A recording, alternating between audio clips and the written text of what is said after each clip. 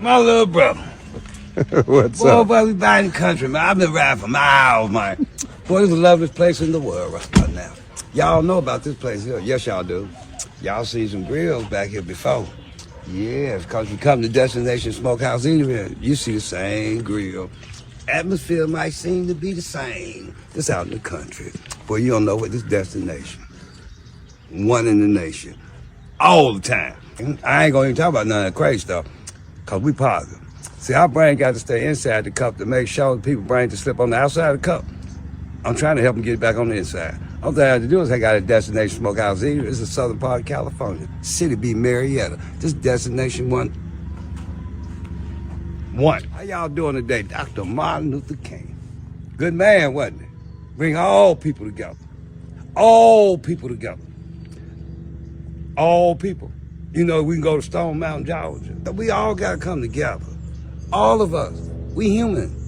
That's what Destination's about. Yo, it's Big Ant, the spokesman, man. We back. Another edition of Urban Politicians TV, UPTV. Make sure you stay on your pivot at all times, man. Had to come tap in, and today we talking about tendernism, as Unc would say, with the recent activity that has been going on in conversations surrounding everything going on with the Smokehouse Destination and accusations and allegations. There's been a lot of comments. You heard what he said right there yesterday up on their Instagram. Hey, this my partner. We ain't worried about all that outside stuff. He started using the references of keeping stuff inside the cup. This my people and everything. This my guy. Something he kind of said before already when circulating rumors started happening and everything. People saying he's getting manipulated, he's getting used, he's being taken advantage of and not being properly compensated for his dedication and his skill set, his marketing, his personality that's driven a lot of people to come to this place. Now, I'm going to keep it all the way 1,000 right here, and a lot of y'all don't want to hear it like this.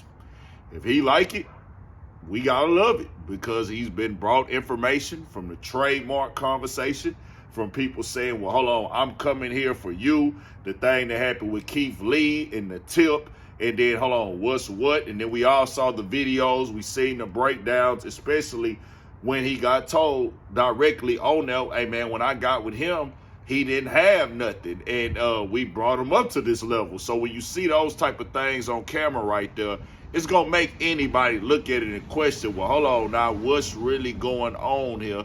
Because we've seen a lot go on in the past. The worst part was that Unc wasn't the restaurant owner. It wasn't. The real outrage is that the term tendernism was trademarked by the restaurant owner. What we are witnessing is an old black man being used as a mascot for another man, white man's restaurant. And let's be honest, after seeing all those viral videos of the meat falling off the bone, anybody would want to try it. It was tendernism that made this restaurant explode online. People come to see him. Keith Lee came to see him. The viral fame, the business, the buzz that came from Unc, not the owner. But when Keith tried to leave a $4,000 tip, security stopped him, saying Unc was too busy. What made people even angrier was the owner's response afterward.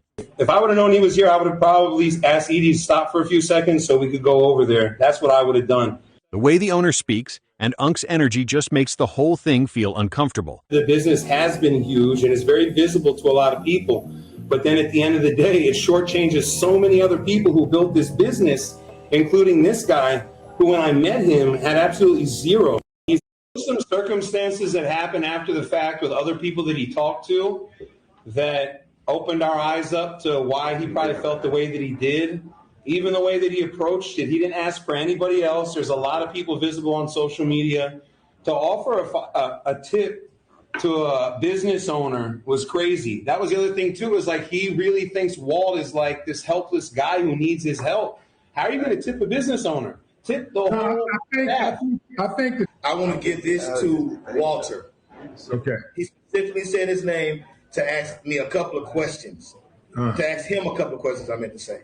That's how he presented it. He didn't say, hey, I want to give y'all this, and in the meantime, can I talk to Walter and Nick or whatever? He literally asked for him only and said he want to give him that amount of money. Even Reynaldo or Butcher Bill or someone that's visible, Walter French, anybody else, it would have felt like it was coming from a place that we would have accepted, but Well, we're blessed that we have this following. Yeah, you want me to cut it short? Sorry, brother. Hey, look here. I'd like you to some kind of way get in touch with him if possibility. Tell him when he come back. And hey, look, I'm willing to meet him. I mean, he can call me on the phone number. I can't accuse nobody of nothing from where I sit.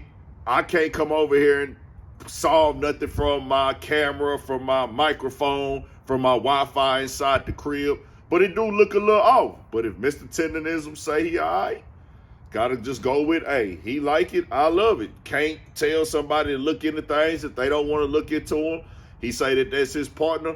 But what I will say is, we'll come speak the real on it, that the people are coming there for him. And I can't tell nobody how to handle their business or run their business or give him ownership. But if it come off as you getting taken advantage of, people are going to begin to question that, because like even Keith Lee and these other people who've came there to do field reviews, they've came there for him. Even if he didn't have the way to market, let's say if he didn't know how to put everything together and run a business properly and everything in the world, bro. People eat barbecue from all over the country. People eat these type of foods all over the country. That's what that is. There has to be something and some type of thing that makes people come, whether it be the marketing, whether it be the promo, or sometimes it's just they hit word of mouth from the food in itself. But in today's time, we know that the internet and word of mouth play hand in hand. And if he the one back there cooking, he the one with the recipes, he the one with the sauce and the flavor, he the one that came out there to do all this and brought all this to the table, what is people gonna say when they start seeing, well, hold on now, something got trademarked and is his slang, his word. You go trademark his stuff, that's gonna look away. It ain't no other way around it. That's gonna seem like, hold on, what are you really doing if you gonna trademark it for him and have it in his name to where he can be compensated for it, but to take what he done created and go run it off, which we just gotta call it for what it is, bro. And I haven't even looked up this stuff myself. I could only go off of what people are reporting.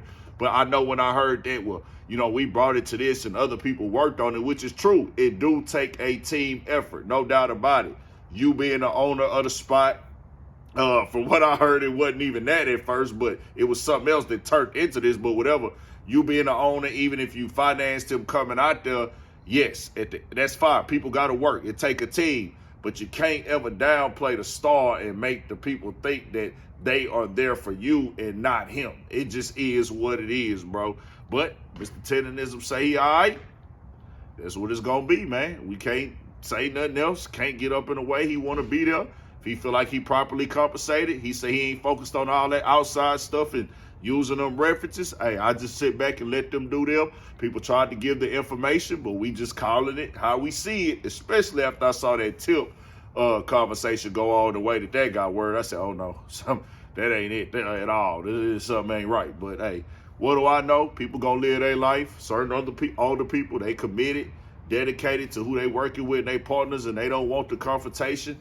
Just is what it is. Tell me what y'all think. We got more coming, more videos, all that. 1,000 for shit show. Stay on your pivot.